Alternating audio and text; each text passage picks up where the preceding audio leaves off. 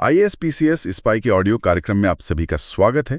आज हम vision IAS के पीटी 365 सीरीज में पर्यावरण के भाग 1 पर चर्चा करने जा रहे हैं। अगर आप हमारे चैनल से जुड़े हैं तो आगे आपको बहुत कुछ नया और कॉन्सेप्ट बेस्ड सीखने को मिलेगा। आज की हमारी चर्चा का विषय है जैव विविधता और संरक्षण। और जब ये शब्द आते हैं तो एक नाम सबसे पहले दिमाग में आता है IUCN, यानी अंतर्राष्ट्रीय प्रकृति संरक्षण संघ। आज हमारे पास IUCN से जुड़ी हाल की कुछ रिपोर्ट्स और एक बहुत बड़ी बैठक के नोट्स हैं, और आज हम इन्हीं की गहराई में उतरने वाले हैं। बिल्कुल। और IUCN को समझना खासकर सिविल सेवा की तैयारी करने वालों के लिए बहुत जरूरी हो जाता है। ये कोई सिर्फ एक संस्था नहीं है, ये एक वैश्विक नेटवर्क है। ये पर्यावरण संरक्षण के मानक तय करती है और पूरी दुनिया में प्रकृति के संरक्षण की दिशा दिखाती है। तो चलिए सबसे ताज़ा और शायद सबसे बड़ी खबर से ही शुरू करते हैं। हाल ही में IUCN की विश्व संरक्षण कांग्रेस 2025 अबू धाबी में हुई। ये तो हर 4 साल में होती है, तो इसे एक तरह का संरक्षण का महाकुंभ भी कह सकते हैं। हाँ, महाकुंभ कहना बिल्कुल सही होगा। तो इस बार के महाकुंभ से क्या खास निकल कर आया? देखिए, इस बार कई बड़े और कह सकते हैं कि दूरगामी फैसले लिए गए। सबसे पहले तो एक बहुत लंबा विजन सेट किया गया है। अच्छा जी, 2045 की राह पर प्रकृति के लिए एकजुट हों। ये अगले 20 साल का एक रणनीतिक विजन है कि हम संरक्षण को किस दिशा में ले जाना चाहते हैं। और मैंने Abu Dhabi call to action के बारे में भी पढ़ा। ये सुनने में तो किसी बड़े संकल्प जैसा लगता है। इसमें क्या खास है? आपका सवाल बिल्कुल सही है। देखिए, इसमें 5 मुख्य क्षेत्रों पर जोर दिया गया है।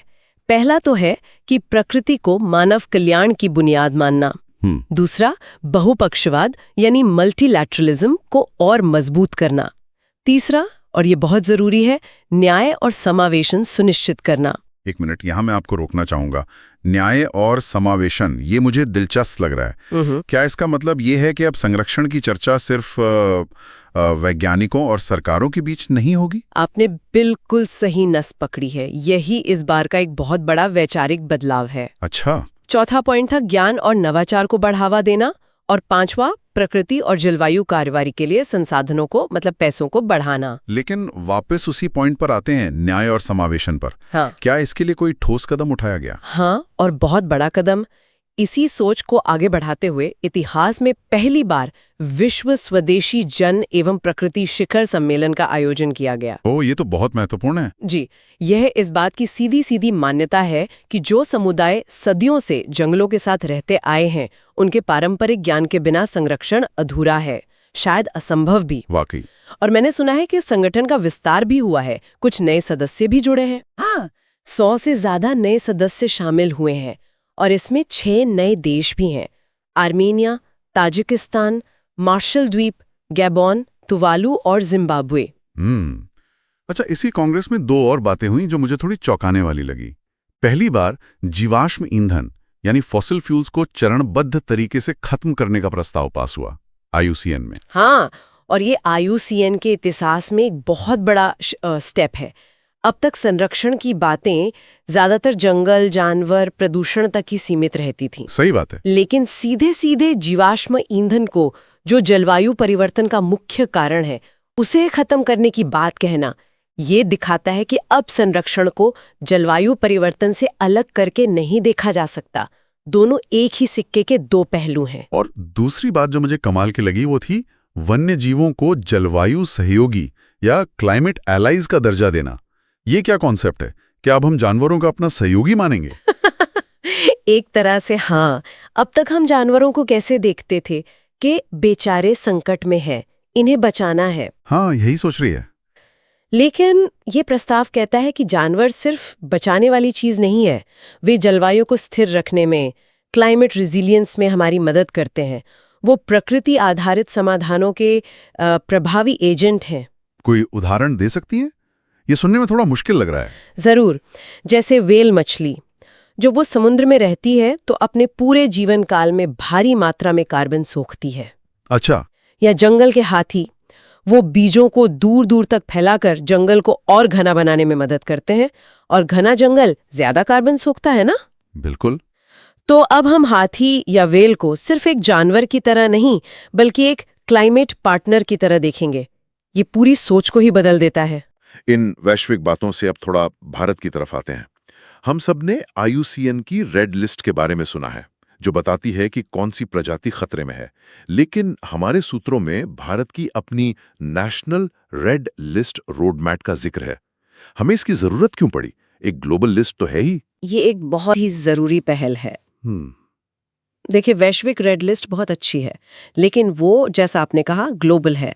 वो पूरी दुनिया को ध्यान में रखकर बनाई जाती है। भारत की जैव विविधता इतनी विशाल और इतनी अनोखी है कि हमें एक ज्यादा डिटेल्ड यानी हाई रेजोल्यूशन तस्वीर की जरूरत है। हो सकता है कोई प्रजाति वैश्विक स्तर पर खतरे में ना हो, लेकिन भारत के किसी खास हिस्से में उसकी हालत बहुत खराब हो। तो ये एक तरह से जूम इन करके देखने जैसा है ना? बिल्कुल, यही सही शब्द है। ये 5 साल का प्रोजेक्ट है। इसका लक्ष्य है करीब 11,000 प्रजातियों का आकलन करना। 11,000? जी, जिसमें लगभग 7,000 पेड़ पौधे और 4,000 जीव जंतु शामिल हैं। और अंतिम लक्ष्य है 2030 तक भारत की अपनी राष्ट्रीय रेड डेटा बुक प्रकाशित करना। और इसे कौन तैयार कर रहा है? इसे हमारा पर्यावरण, वन और जलवायु परिवर्तन मंत्रालय प्रोत्साहित कर रहा है, और इसे भारतीय प्राणी सर्वेक्षण यानी ZSI और भारतीय वनस्पति सर्वेक्षण यानी BSI, ये दोनों मिलकर तैयार कर रहे हैं, और इसमें IUCN भी सहयोग कर रहा है। चलिए, जब रेड लिस्ट की बात हो ही रही है तो इसके हालिया अपडेट्स पर भी नजर डालते हैं। वैश्विक स्तर पर क्या कोई बड़ी खबर है? वैश्विक स्तर पर खबर कह सकते हैं कि मिली जुली है। एक चिंता की बात यह है कि आर्कटिक सील की 3 प्रजातियां विलुप्त होने के और करीब पहुंच गई हैं। और इसकी वजह? वजह साफ है, आर्कटिक की बर्फ का पिघलना। ये जलवायु परिवर्तन का सीधा सीधा असर है।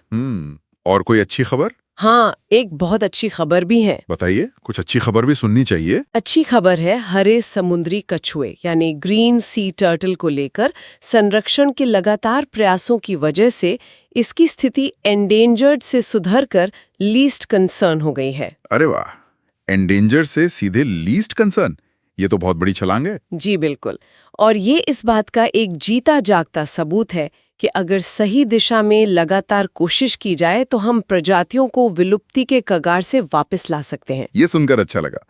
अच्छा, और भारत के लिहाज से रेड लिस्ट में क्या कोई बदलाव हुए? भारत के लिहाज से 12 पक्षी प्रजातियों की संरक्षण स्थिति में बदलाव हुआ है। इसमें से 4 को अधिक संकटग्रस्त श्रेणी में डाल दिया गया है, जो कि चिंता की बात है। कौन सी 4 प्रजातियां ये? इनमें इंडियन कोर्सर, इंडियन रोलर और रूफस टेल्ड लार्क, इन तीनों को नियर थ्रेटन्ड यानी संकट निकट सूची में शामिल किया गया है। अभी खतरे से बाहर है, पर उन पे नजर रखनी होगी। और चौथी, जो सबसे ज्यादा चिंताजनक है? सबसे ज्यादा चिंता की बात है लॉन्ग बिल्ड ग्रासहॉपर वर्बलर। इसे सीधे एंडेंजर्ड यानी संकटग्रस्त सूची में डाल दिया गया है। ये दिखाता है कि हमारे घास के मैदानों और वेटलैंड्स का जो इकोसिस्टम है वो दबाव में है। बिल्कुल। अच्छा, कांग्रेस में इकोसाइड पर भी एक प्रस्ताव था। ये शब्द सुनने में ही बहुत भारी लगता है, पारिस्थितिकी संहार। इसका असल में क्या मतलब है? ये एक बहुत ही क्रांतिकारी विचार है। इकोसाइड का मतलब है पर्यावरण को इतने बड़े पैमाने पर और जानबूझकर नुकसान पहुंचाना कि उससे एक पूरे इकोसिस्टम का ही नाश हो जाए। जैसे अमेज़न के जंगलों को बड़े पैमाने पर काटना या किसी बड़ी नदी में जानबूझकर जहरीला कचरा डालना। प्रस्ताव ये है कि इसे एक अंतर्राष्ट्रीय अपराध का दर्जा दिया जाए। अंतर्राष्ट्रीय अपराध मतलब जैसे नरसंहार या युद्ध अपराध होते हैं? जी बिल्कुल, ठीक उसी तरह। और अगर ऐसा होता है तो अंतर्राष्ट्रीय आपराधिक न्यायालय यानी ICC में इसके लिए मुकदमा चलाया जा सकेगा। तो फिर तो बड़ी-बड़ी कंपनियों और शायद देशों की भी जवाबदेही तय हो सकेगी। यही इसका मकसद है। ये पर्यावरण संरक्षण को एक बहुत मजबूत कानूनी हथियार दे देगा। चलिए, अब थोड़ा रेड लिस्ट की श्रेणियों को और आसान भाषा में समझते हैं। ये अक्सर कंफ्यूज करती हैं। वल्नरेबल, एंडेंजर्ड, क्रिटिकली एंडेंजर्ड, इनमें असल में फर्क क्या है? इसे एक सीढ़ी की तरह समझ सकते हैं, जहां हर पायदान पर विलुप्ति का खतरा बढ़ता जाता है। ठीक है। सबसे नीचे है लीस्ट कंसर्न, LC, मतलब संकट मुक्त। फिर आता है नियर थ्रेटन्ड, NT, यानी संकट निकट। ये वो हैं जो भविष्य में खतरे में आ सकते हैं पर अभी नहीं है। ये तो खतरे की घंटी बजने से पहले की स्थिति हुई। असली खतरा कहाँ से शुरू होता है? असली खतरा शुरू होता है वल्नरेबल, VU, यानी सुभेद्य से। यहाँ से प्रजाति के जंगल में विलुप्त होने का खतरा उच्च माना जाता है। और इसके बाद अगला पायदान है एंडेंजर्ड, यानी संकटग्रस्त, जहाँ खतरा बहुत उच्च है। और सबसे ऊपर की पायदान है क्रिटिकली एंडेंजर्ड यानी गंभीर रूप से संकटग्रस्त, जहां विलुप्त होने का खतरा अत्यधिक है। इसके बाद तो बस 2 ही श्रेणियां बचती हैं, वन से विलुप्त और फिर पूर्णतः विलुप्त। ये काफी साफ हुआ। लेकिन एक बात है, रेड लिस्ट तो सिर्फ खतरे की बात करती है, मतलब स्थिति कितनी खराब है ये बताती है। क्या हमारे पास कोई ऐसा पैमाना भी है जो रिकवरी या संरक्षण की सफलता को मापता हो? बहुत अच्छा सवाल है और इसका जवाब है हाँ। यही तो नई सोच है। IUCN ने अब एक नया टूल बनाया है, green status of species. Green status? जी, ये सिक्के का दूसरा पहलू है। जहां रेड लिस्ट बताती है कि स्थिति कितनी खराब है, वहीं ग्रीन स्टेटस बताता है कि हमारे प्रयास कितने सफल हो रहे हैं। मतलब कोई प्रजाति अपनी पूरी रिकवरी से कितनी दूर है। तो ये एक तरह से उम्मीद का पैमाना हुआ। ये बताता है कि हम कितना अच्छा काम कर रहे हैं। बिल्कुल, ये एक ग्रीन स्कोर का इस्तेमाल करता है 0 से 100% तक। 100% का मतलब है कि प्रजाति पूर्ण रूप से पुनर्प्राप्त या फुली रिकवर्ड हो चुकी है। क्या इसका कोई हालिया उदाहरण है जहां इसे इस्तेमाल किया गया हो? हाँ, हाल ही में शेर यानी पैंथेरा लियो के लिए पहला ग्रीन स्टेटस असेसमेंट जारी किया गया। अच्छा, शेरों के लिए? हाँ, क्या कहती है रिपोर्ट? रिपोर्ट कहती है कि कुल मिलाकर शेरों की आबादी लार्जली डिप्लीटेड यानी काफी हद तक कम हो गई है। लेकिन यही रिपोर्ट भारत और अफ्रीका के कुछ हिस्सों में संरक्षण की सफलता को भी दिखाती है। तो ये हमें बताता है कि कहाँ हमारे प्रयास काम कर रहे हैं और कहाँ और ध्यान देने की जरूरत है। आपने भारत के शेरों का जिक्र किया, तो एशियाई और अफ्रीकी शेरों में क्या मुख्य अंतर है? क्योंकि भारत में तो अब सिर्फ एशियाई शेर ही मिलते हैं। हाँ, एशियाई शेर अब सिर्फ भारत के गिर राष्ट्रीय उद्यान में ही पाए जाते हैं।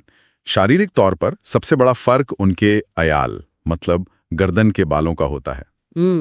एशियाई शेरों का अयाल अफ्रीकी शेरों के मुकाबले छोटा होता है, जिससे उनके कान साफ दिखते हैं, जबकि अफ्रीकी शेरों का अयाल बहुत घना और बड़ा होता है। IUCN की रेड लिस्ट में एशियाई शेर वल्नरेबल VU श्रेणी में है। चलिए अब IUCN से जुड़ी कुछ और खबरों पर नजर डालते हैं। केंटन R. मिलर पुरस्कार का जिक्र है और ये भारत के लिए खास है। जी, ये भारत के लिए बहुत गर्व की बात है। काजीरंगा राष्ट्रीय उद्यान के निदेशक को ये पुरस्कार मिला है और वो इसे पाने वाले पहले भारतीय हैं। वाह! ये पुरस्कार संरक्षित क्षेत्रों के प्रबंधन में नवाचार यानी इनोवेशन के लिए हर 2 साल में दिया जाता है। ये इस बात पर एक तरह से मोहर लगाता है कि काजीरंगा में जो संरक्षण का मॉडल अपनाया जा रहा है वो दुनिया में बेहतरीनों में से एक है। और भारत की भूमिका IUCN के भीतर भी बढ़ रही है। मैंने पढ़ा कि स्पीसीज सर्वाइवल कमीशन SSC में एक बड़ी नियुक्ति हुई है। हाँ, ये भी बहुत बड़ी खबर है। भारत के जाने माने वन्य जीव विशेषज्ञ विवेक मेनन को 2025-2029 के लिए SSC का नया अध्यक्ष चुना गया है। और ये SSC कितना महत्वपूर्ण है? ये कोई छोटी बात नहीं है। SSC IUCN का वो हिस्सा है जिसमें दुनिया भर के 10,000 से ज्यादा वैज्ञानिक जुड़े हैं। यही कमीशन रेड लिस्ट बनाने और IUCN को सारी वैज्ञानिक सलाह देने का काम करता है। तो एक भारतीय का इस पद पर होना वैश्विक संरक्षण नीतियों में भारत के बढ़ते प्रभाव को दिखाता है। अंत में एक रिपोर्ट पर बात करते हैं, IUCN वर्ल्ड हेरिटेज आउटलुक 4। इसमें भारत की विश्व धरोहर स्थलों के बारे में क्या कहा गया है? इस रिपोर्ट में भारत के लिए तस्वीर मिली जुली है। अच्छी खबर यह है कि कंचनजंगा राष्ट्रीय उद्यान को गुड यानी अच्छी रेटिंग मिली है। इसका मतलब है कि वहां संरक्षण का काम ठीक चल रहा है। और चिंता की बात? चिंता की बात है सुंदरवन राष्ट्रीय उद्यान को लेकर। उसका जो आउटलुक है वो गुड विद सम कंसर्न से घिरकर सिग्निफिकेंट कंसर्न यानी गंभीर चिंता वाली श्रेणी में आ गया है। ओह, यह सिर्फ एक रेटिंग का बदलना नहीं है, इसके पीछे कोई ठोस वजह होगी। क्या वजह है? बिल्कुल, इसके पीछे मुख्य वजह है जलवायु परिवर्तन और समुद्र के जल स्तर का बढ़ना। इससे सुंदरवन का जो मैंग्रोव जंगल है वो डूब रहा है और पानी में खारापन बढ़ रहा है। यह सिर्फ एक लेबल नहीं है, यह एक चेतावनी है कि हमें सुंदरवन को बचाने के लिए तुरंत बड़े कदम उठाने होंगे, वरना हम दुनिया के सबसे बड़े मैंग्रोव जंगल और रॉयल बंगाल टाइगर के घर को खो सकते हैं। और दूसरे स्थल? मानस राष्ट्रीय उद्यान और पश्चिमी घाट भी इसी गंभीर चिंता वाली श्रेणी में है। तो आज की इस पूरी चर्चा को अगर हम समेटें तो ये साफ है कि IUCN सिर्फ खतरे वाली प्रजातियों की एक सूची नहीं बनाता, ये एक ऐसा वैश्विक मंच है जहां संरक्षण की पूरी दिशा तय हो रही है ना? एकदम सही। और जो सबसे बड़ा टेक अवे है मेरे हिसाब से वो ये है कि संरक्षण की परिभाषा ही बदल रही है।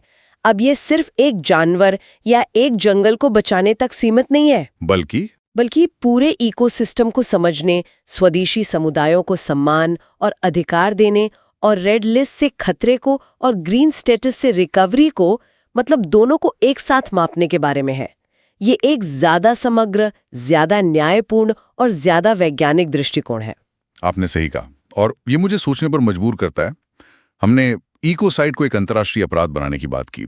अगर यह हकीकत बन जाता है तो क्या इसका इस्तेमाल सिर्फ किसी एक कंपनी या देश के खिलाफ किसी एक घटना के लिए होगा, या फिर क्या इसका दायरा इतना बड़ा हो सकता है कि जलवायु परिवर्तन पर दशकों से जो निष्क्रियता रही है, जो शायद मानव इतिहास का सबसे बड़ा इकोसाइड है, उसे भी इसके तहत चुनौती दी जा सके? ये सोचने वाली बात है। इसी के साथ आज की ये चर्चा समाप्त होती है। धन्यवाद।